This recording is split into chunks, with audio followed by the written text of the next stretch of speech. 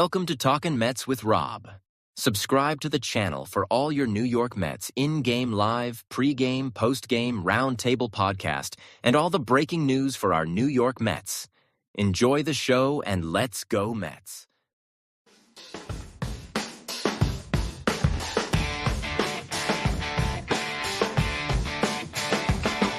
City lights in the dead of night, full of echo. Concrete jungle, trees bust to grow.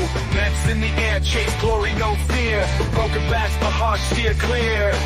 OMG, the chaos, what a scene. Streets buzzing like a machine. Grimace from the shadows, chills on my spine. Past haunts, the future shine. Comebacks in the night, keep dreams alive. Fighting tooth and nail just to survive. City's heartbeat echoes in our chant. Grit and glory is all we want.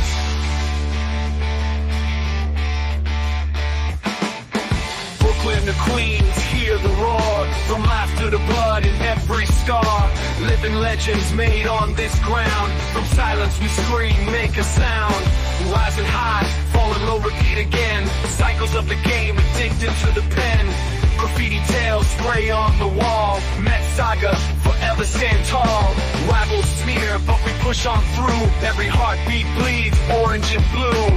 Grimace fades, turn into a storm. In the Mets family, we are reborn.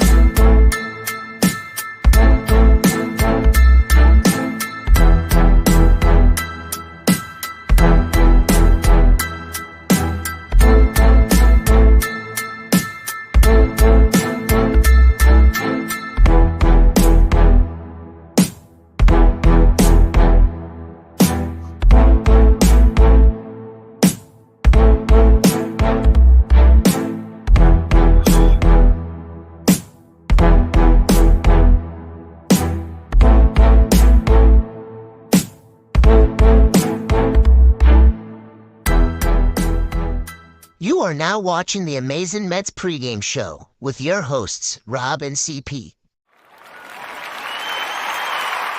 Let's go Mets! Let's go Mets! Let's go Mets! Let's go Mets!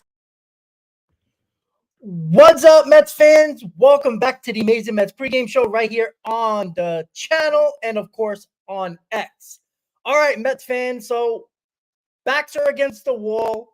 Game 5, elimination game. New York Mets are on the brink.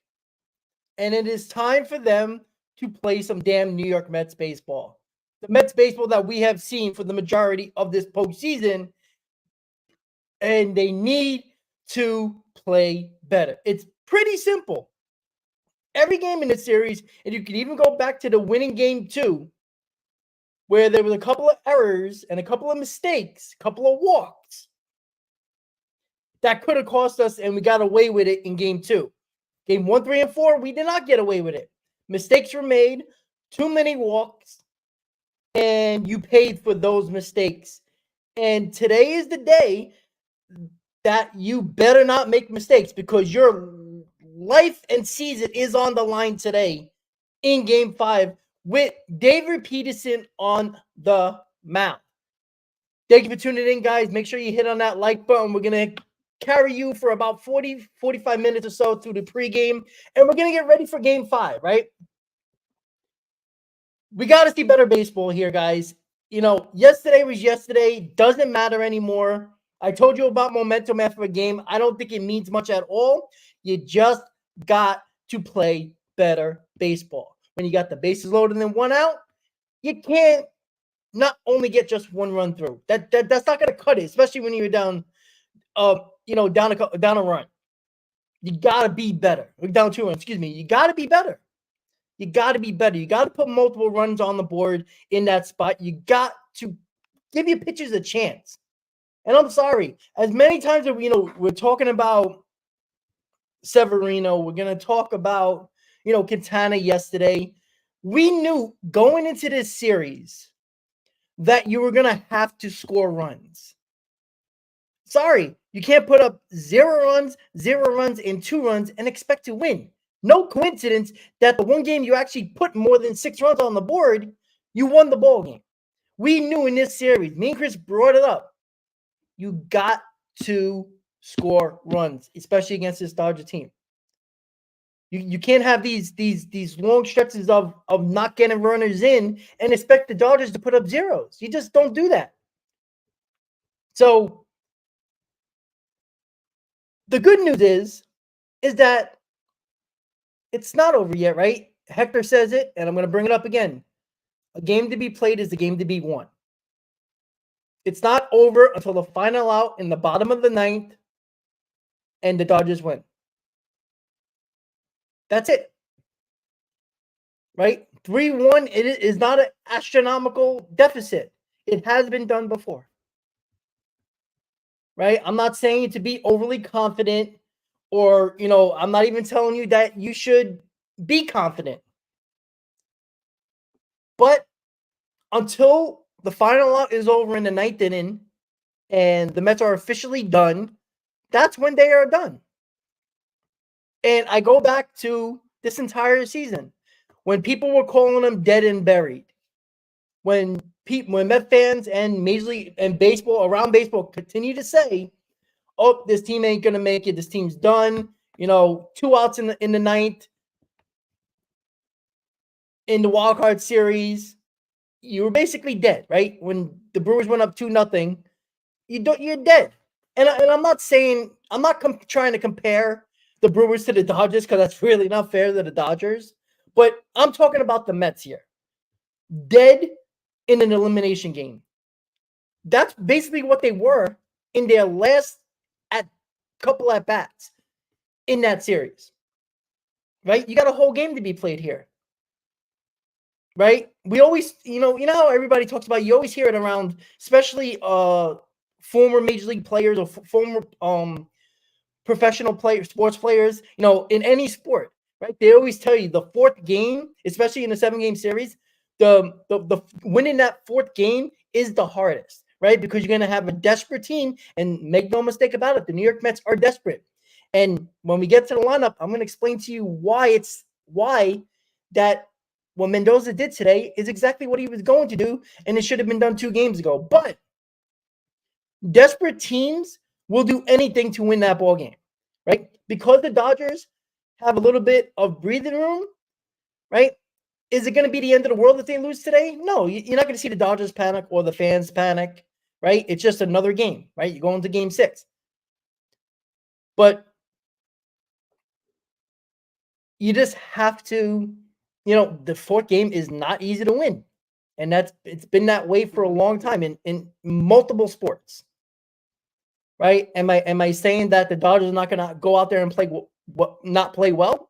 I don't know, but I'm not going to say they won't. That's again, it's not fair to them, right? But the game's not over. The series is not over until it's over. And what I talked about in game 1 in pregame with me and Chris, that we talked about Kodai Senga, I told you it was going to be an issue. Right? I told you that they're not going to trust Kodai Senga to go out there game 5 unless the Mets were up 3-1. And I don't think they would have done it. The fact that they could have had their pitching lined up for the beginning of this series for your best pitcher, and you didn't do it, put you in a hole where if the Mets lose today, you pitch your best pitcher once in this series. That's why it frustrates me. I always want, for the most part, my best pitcher going game 1 out. It depends on the circumstances getting out of the NLDS, right? But the Mets had a couple of days off where they could have set up their rotation perfectly. You could have had Manaea go game 1 and 5. You would have had him once on the road, once at home. Game 6 and 7 obviously would have been Severino. And again, game 7, you could have picked your poison there. It could have been Severino. it could be Quintana. I mean, excuse me, Severino most likely, but it ended up being Severino anyway because he pitched game 3. So you weren't really mixing things up that much to the point where you made it seem like that it was a big deal to pitch Kodai Senga in game 1 because you ended up not using him again, and he's technically in the bullpen today. So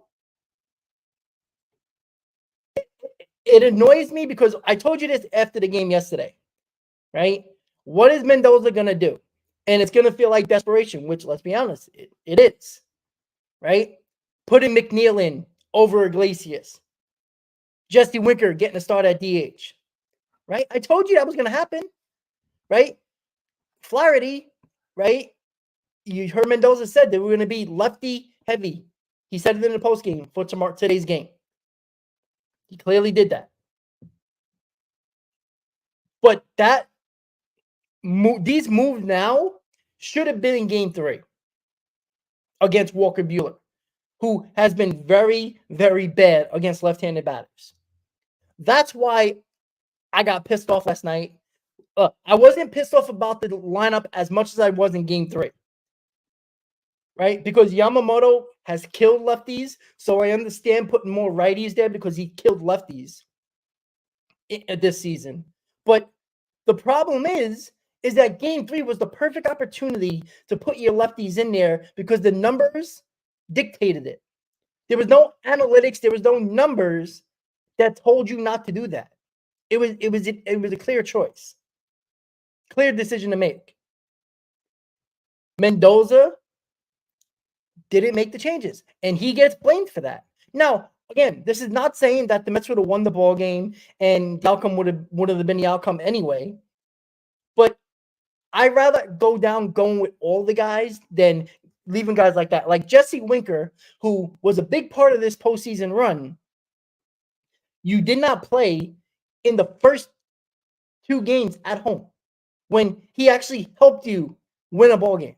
He also helped you win a couple games in the postseason. He's been clutch. Not saying he's batting 350, but you got to be better than that. You got to realize the situation here. Right? Game 3 was a swing game. And you played guys that didn't deserve to play. And I'm not saying Jeff McNeil deserves to play or anything like that, right? Iglesias has been bad. Like, I wish Iglesias, who basically helped us get to this point, has had a terrible series. And he wasn't even that good against the Phillies either. This series, he's been absolutely garbage. And, as much as I love Iglesias and what he's done for us, you had to make a change. And that's why I thought it should have happened in game 3, because there was still room, if you lost that game 3, for a little bit of breathing room going into game 4. I felt like game 3, you basically made it very easy for the Dodgers, especially Walker Buehler, who is really good against right-handed batters. And then you put more right-handed batters in the lineup that day when you had 2 lefties on the bench, especially Winker, that in this series has put great at-bats together. He just missed a home run yesterday. His swing is there. And that's what frustrates me. And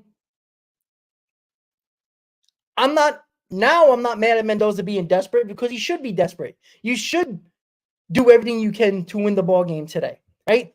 Again, desperate team. There's always a desperate team in an elimination game. The team that is trailing right now is the desperate team. So I told you this, guys, in the post game. I knew he was going to make decisions like this, because you can't go down with guys that have not produced in this lineup this series. You can't do it. And if you win today, great. You're still going to be a desperate team in game 6, but you will also have your ace on the mound in game 6. And you'll be facing their bullpen game. Possibility it could actually be, I don't think it will be, but it might be Walker Buehler, but I doubt it. He'll probably pitch game 7. So listen, they put themselves in this position. There's nobody else to blame. right? The ton of walks, the ton of mistakes, right? They have not played well in this series, and every mistake it seemed like the Dodgers capitalized on. And it's nobody to blame but themselves. You got to play a good crisp game against the Dodgers. You do. And I was having a conversation with one of the Dodger fans. I guess they were listening to the stream, and he messaged me and stuff like that. He's like, "How are you not giving credit to Dave Roberts?" I'm like, "What credit do I give Dave Roberts?" It's very easy when you win 9-0, 8-0, 10-2. Dave Roberts didn't have to make a lot of decisions. Like the offense alone for the Dodgers have made the decisions for Dave Roberts very easy. This is probably his easiest series up until this point, making decisions. Now, I even told the guy, I give him credit for the NLDS because he made a couple of right moves. But a couple of good moves in one series doesn't make you all of a sudden a good manager. Right? He hasn't made tough decisions. And I talked about this. This was one of the keys to the Mets' success, was making Dave Roberts make decisions he does not want to make, because he's not good at deviating from a plan. And with Jack Flaherty and Yamamoto, who you knew wasn't going to go past the 5th inning, you needed to get those guys out a little earlier. And the Mets didn't do that. Right? They hit. Yamamoto got out of jams, and he gets the credit for that. But the Mets were hitting. The Mets were taking good at bats against Yamamoto until they got runners on. Like, it's so annoying. And I knew the lineup was going to be like this. I had that feeling. And I do it. The perfect time to do it in Game 3. You can't change Game 3 at this point. Nothing you can do. All you can do is play one game at a time at this point. When you're the desperate team, when you're facing elimination, there is no tomorrow until you get the final out in the 9th inning to win the ball game. That's it. So today is one game, and today is Game 1. That's the way you got to look at it. Just play one game, right? I like the fact that they went to David Peterson, which I said they were going to do 2 games ago. I knew they were going to do that, regardless of the series outcome at that point. And you got it, right? I know lefties haven't fared well against the Dodgers, but Shomania pitched well against the Dodgers. And I'm not saying Peterson's Shomania, but Peterson's has been damn good. And not really, do I know? Am I going to tell you what I know is going to happen with David Peterson? No, right? But you are seeing Jack Flaherty twice in 4 days. So in 5 days. So you're seeing him twice. So the Mets need to adjust from what they did in Game 1. They allowed Flaherty, who, if you really, I watched the game over again, and specifically just Flaherty's pitching. And if you really looked at it, if the Mets would have actually swung the bat when the fastballs were right down the middle, it might have been a different game. That's what should have happened. Right? You swung at all the garbage that he was throwing you outside the zone, which the Mets have done, let's be honest, all postseason. But they adjusted in games during this postseason, except for this series. They didn't adjust in game. And it's frustrating as well, because they're doing the same thing, swinging at balls outside the zone that are nowhere close, yet taking fastballs right down the middle. And that is obvious what's going on here. In their heads, they're guessing. Why are you guessing? Like, it's not a hard script to figure out. And, this goes to the preparation, and this goes back to the coaches here. What are you preparing for? Now, again, we don't know what they're preparing for. The coaches could be telling them, hey, you got to jump on this fastball. He doesn't throw his breaking balls for strikes. He's going to try to make you get out of the swing out of the zone. Right? Then it's the player's fault. But what are you doing? Like, you should know this by now, right? Jack Flaherty shouldn't surprise you today. Not saying that he won't pitch well, but he should not surprise you. He threw fastballs for strikes, and he allowed you. He threw all his other garbage pitches, all those breaking balls on off-speed pitches out of the zone, and you went for it. That's on you. So, unfortunately, the Mets have not done the job at this point. They have not had in-game adjustments, right? If you go back to the wild card series and the divisional series, what was one thing that I gave a ton of credit from Carlos Mendoza?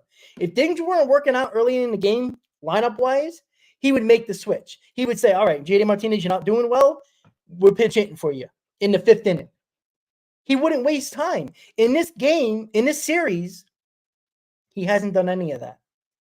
He's kept the entire lineup what it was until the 6th to 7th, the 7th inning, where the game is out of hand and Jeff McNeil gets a pinch-in appearance for Tyrone Taylor. Like, come on. Like, you can't die with the guys that have not played well this postseason. You can't do that. All right, JD Martinez is a shell of himself. I can't tell you to pinch hit for Pete Alonso if he's struggling. You can't do that, right? Or Mark Vientos if he's struggling, or Lindor if he's struggling. You're not doing that. But guys like JD Martinez, guys like Francisco Alvarez, those guys, even Brandon Nimmo at this point, those guys I could see you pitch hitting for. They haven't had a good series, and I would be okay with that. It shows that you're doing the little things that you were doing this whole postseason, right? What reason he hasn't made decisions in game like that? Like, I don't know. He was hoping so much that they would come through. I don't know. But you know what? I'm not saying he got cute in this game or in this series, but it seemed like he was. And it's frustrating because I think that a couple of moves here or there, again, might have not made entirely a big difference, but you just don't know. I'd rather go down making your best moves, doing everything you can, than not doing it at all. And then you see the game 5 lineup and you're like, where was this in game 3? Right? Ken, I don't know if Mendoza is tight. Like, wouldn't he be tight in the Milwaukee series in game 3 where he made every right call, even with the lineup, even with the pinch hits, even with the pitching matchups? He did all that. He did it in the Philly series. So, like, I just don't understand. Like, I don't know if he got, and I told you this yesterday, I feel like he's overconfident on certain guys. And usually he doesn't use that as a way to continue these guys that are not performing. But again, why is JD Martinez and Jose Iglesias not in the lineup today? Because today's a desperate game. You can't lose. You can't get eliminated and not have Winker in 3 games in a row. You have to give Jeff McNeil a shot. So I said it. It's too much.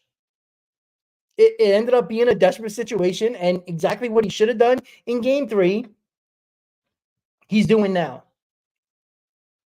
And it feels desperate, even though it is, but it was obvious. I said it yesterday. Like, I'm not shocked that Nimmo's in the lineup, to be quite honest with you. I felt like, he got the 2-hits yesterday.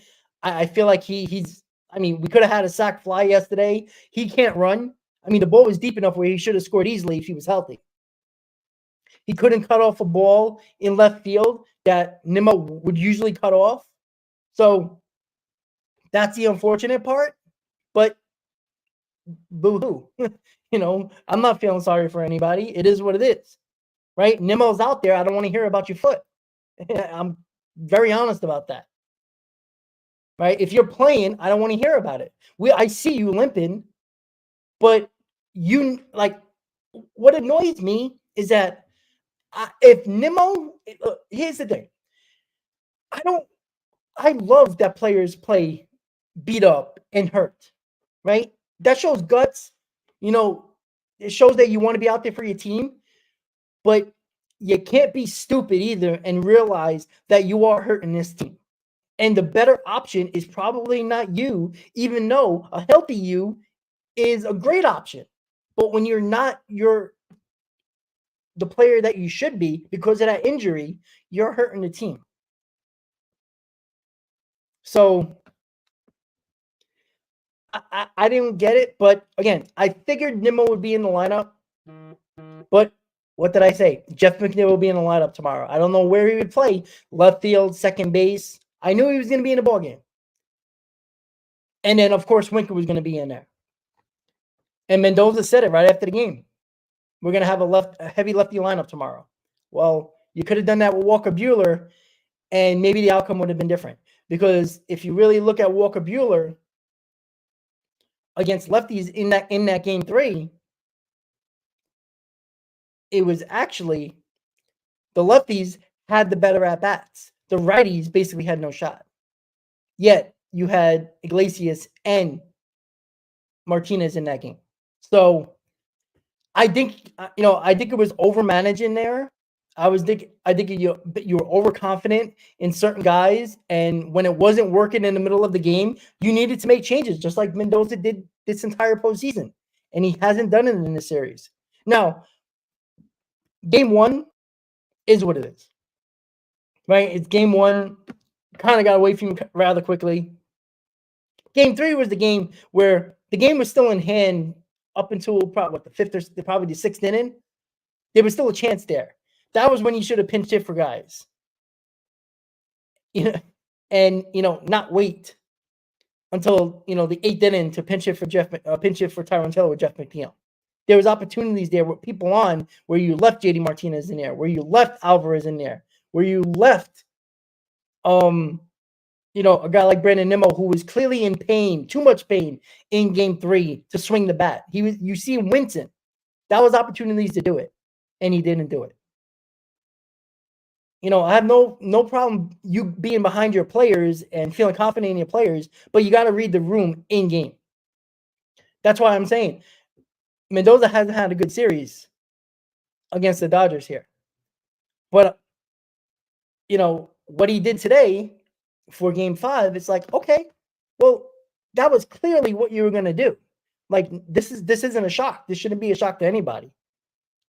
But waiting until game 5 in your elimination game, it looks desperate. The desperation that you probably might not have needed for game 5 if you would have did your job in game 3. And again, this is not saying the result would have been different, but I'd rather you do what you can in game 3, knowing that what worked the entire season against Walker Buehler, you did the exact opposite. And he basically did exactly what he'd done all season, was dominate right-handed batters. So, unfortunately for us, we're in elimination mode, but we got to find a way to win today. And everybody's available. The only person that's not available is Sean Manaea and Severino. Everybody is available. And let's hope they can pull it out, and we'll be playing a game 6 on Sunday. If not, well, great season, but we're not really going to talk about a great season right after you lose. You're going to be disappointed. It's going to suck. We're going to talk about it. And, give us a couple of weeks to talk about the season. All right, so let's look at the comments really quickly, see what's going on here.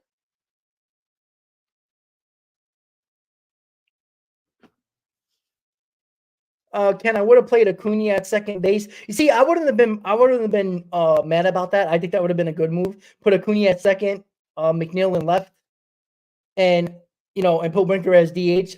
But again, in an elimination game, you're not going to sit Brandon Nimmo. You're just not, right? You didn't do it all series when you had opportunities in game 2 to take him out late in the game. You didn't do it, and in game 3.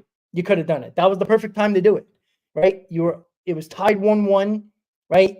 Yes, it was a swing game, but you could have gave Nimmo another day off. You would have had the off day and game 3 off. And maybe he would have been feeling better when game 4 and game 5 turned around. So, yeah, I would have been okay with that, right? But again, he's not taking Nimmo out in an elimination game, right? JD Martinez and Iglesias, they have been basically along with Alvarez have been our worst players in this series. So, I would have liked to see Acuna. Maybe he will get a bat in this game. We'll see.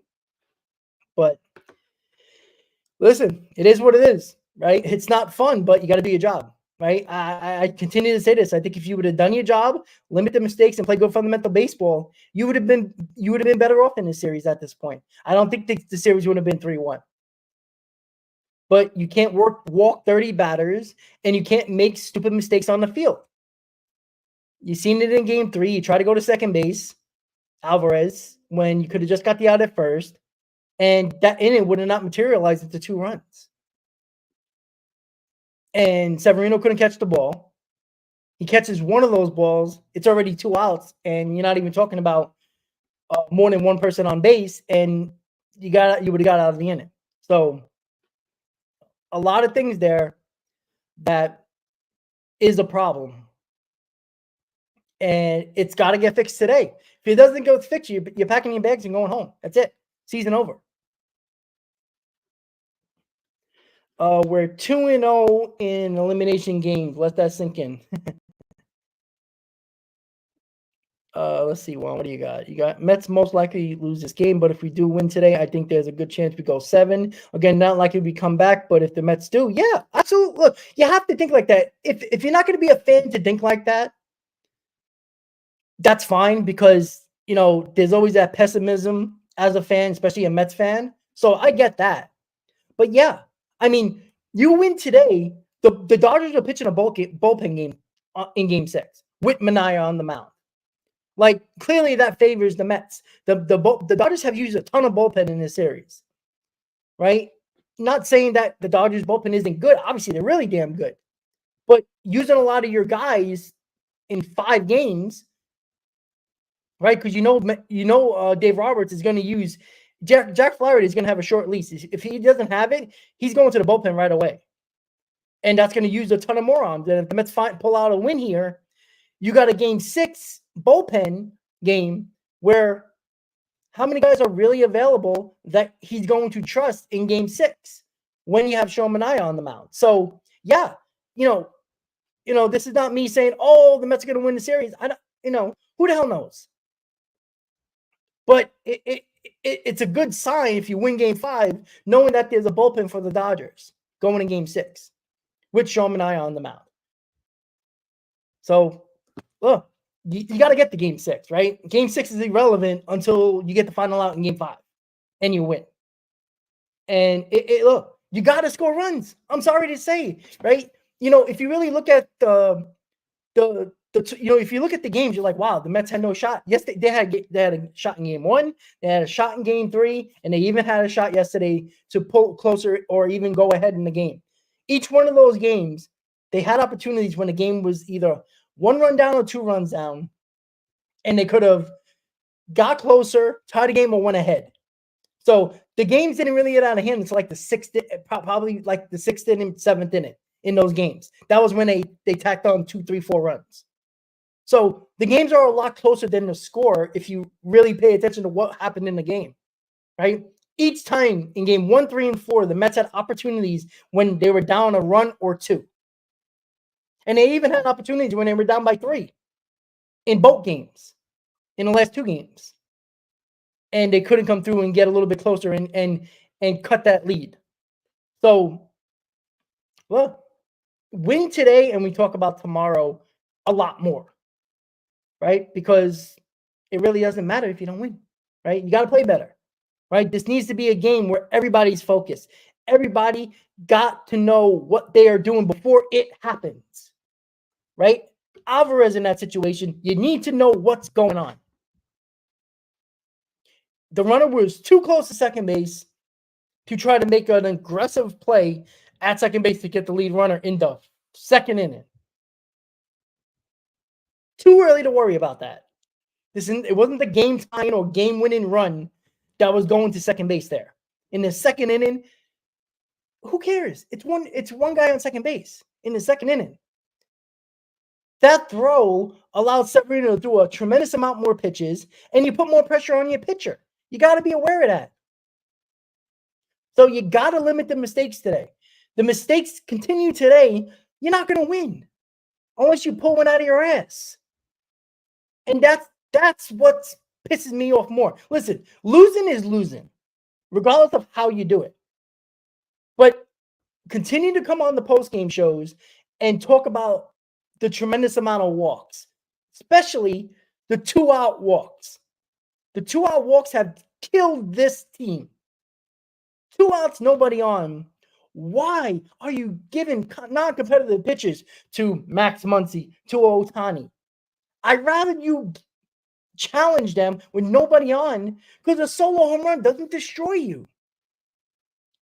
That 2-run homer, that 3-run homer is what kills you. I already did this already. 6 times in this series, the Mets walk batters with 2 outs and nobody on. 4 out of those 6 times, that runner came around to score with 2 outs and nobody on. I don't care if it's Babe Ruth in the damn batter's box. You go after him with nobody on and 2 outs. You just do. He hits one over the wall. It's 1 run. It doesn't start a rally.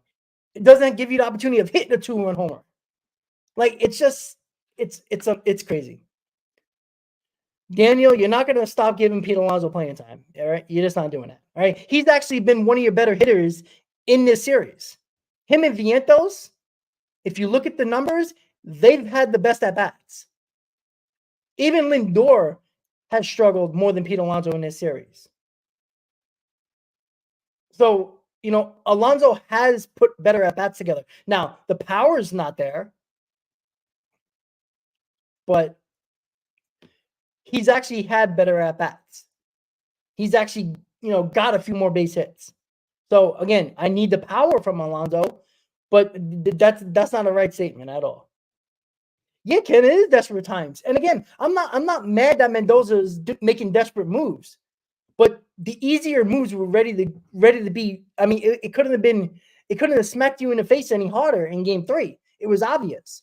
Like, and I said it yesterday. I knew Mendoza was going to do this. Why wouldn't you?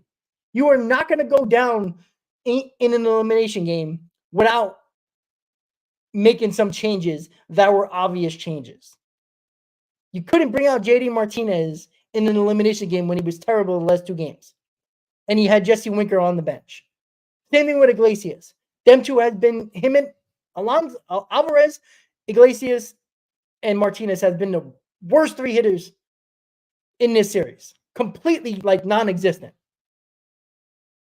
So yeah, desperate times. And I get it now, but it's unfortunate. It really is, because I think they could have pulled out one of these I think they could have pulled out one of the 3 games that the Dodgers have won. I really think so. All right, let's check the comments again, guys.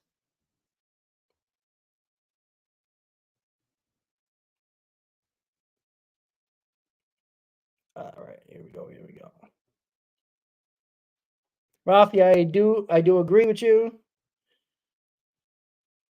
All right, I'm just checking the comments, guys. Give me a second. Jose, listen, I'm not going to count a team out that have proven me wrong and proven a lot of Met fans wrong time after time.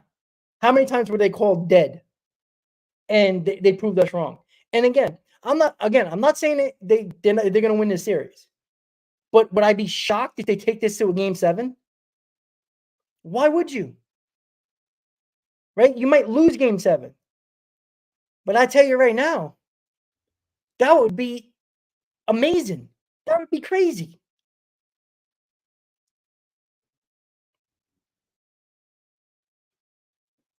Yeah, Rick, see, I don't necessarily be about the turnaround, because it's not like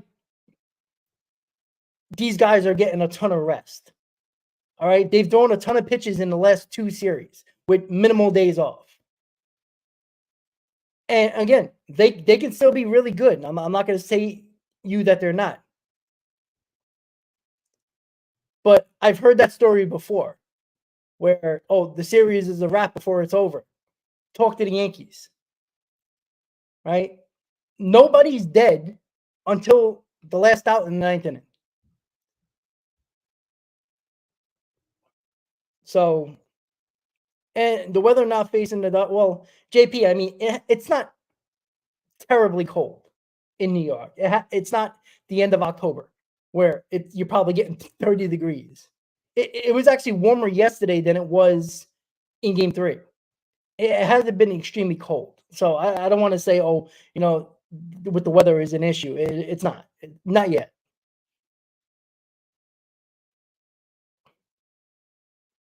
All right, let's see.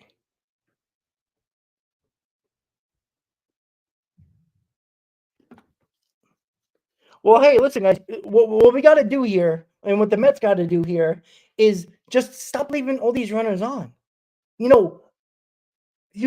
you end up with the opportunity to have bases loaded again, they have bases loaded in 3 out of the last 4 games.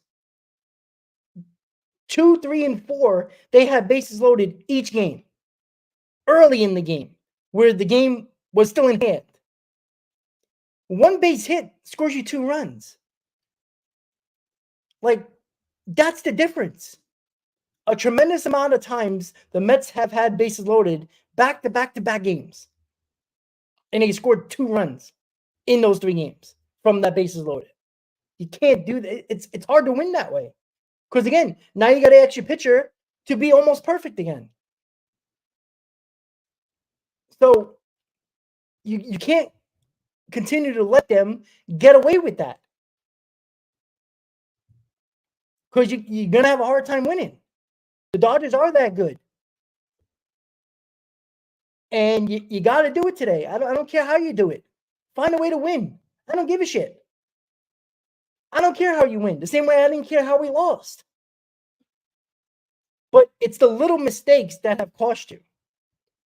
And I talked about it throughout this entire stream. So, guys, we're about just over an hour away until first pitch of Game 5 at Citi Field. Mets are on the brink. Elimination game for the New York Mets.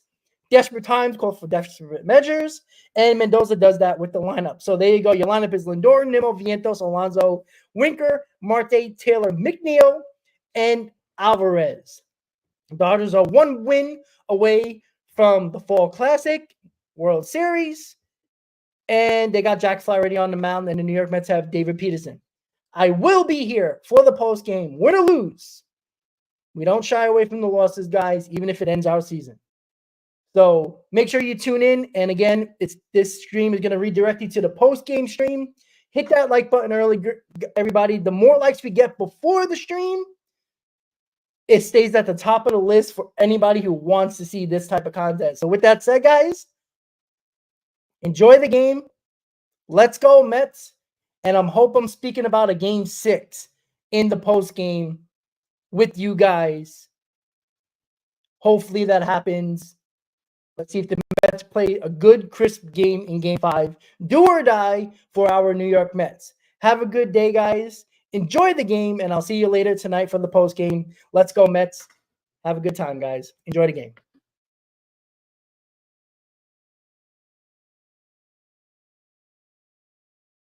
Welcome to Talkin' Mets with Rob. Subscribe to the channel for all your New York Mets in-game live, pre-game, post-game, round-table podcast, and all the breaking news for our New York Mets. Enjoy the show, and let's go, Mets.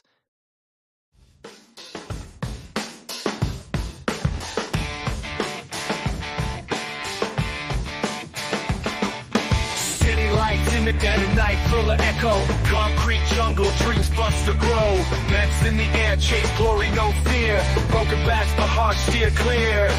OMG, the chaos, what a scene. Streets buzzing like a machine. Critters from the shadows, chills on my spine. Past haunts, the future shine. Comebacks in the night.